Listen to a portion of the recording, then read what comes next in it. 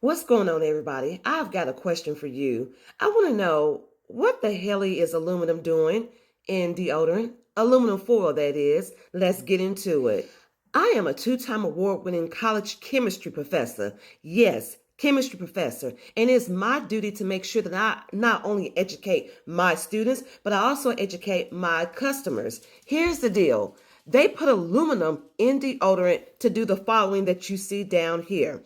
Now, I'm not from the school of thought that if you can't pronounce it, you should not use it, because you can also say dihydrogen monoxide, which is the same thing as saying a fancy word for saying water, okay? But they put aluminum chlorohydrate in it to have a regular antiperspirant so that you don't sweat.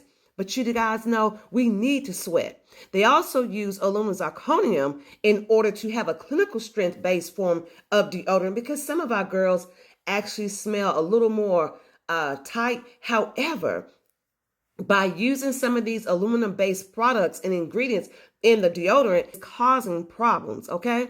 Then you have the prescription strength, which is often found to be up to 30%, okay? So let me explain why. Why is aluminum still used in deodorant? Well, number one, because it works as an antiperspirant. Aluminum compounds like aluminum chlorohydrate and aluminum zirconium tetrachlorohydrates, yes, block sweat glands. They form a temporary plug, not your plug, but the plug in your sweat ducts, reducing how much you sweat. Now, the FDA only approves aluminum-based compounds as active ingredients. So if your product says antiperspirant, it legally must contain aluminum to be effective. Now, I'm not fear-mongering, because I know that sometimes when we talk about these things, people say, oh, you're fear-mongering. But the health concerns are real for many.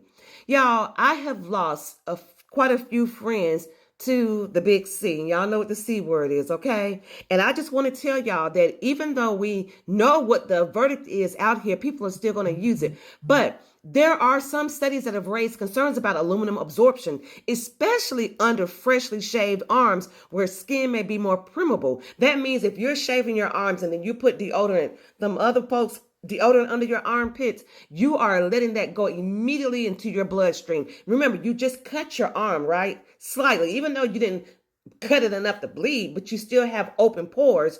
This is why we don't use certain things on our skin after we have shaved. But here's the thing. Just read that line right there, okay? The second little bubble, okay? Read this part. Pause and read it. So what can you do? You can choose the right deodorant. Come on over to Formulating Vibes. I will get you all the way right. Your armpits will not be smelling like onions, okay?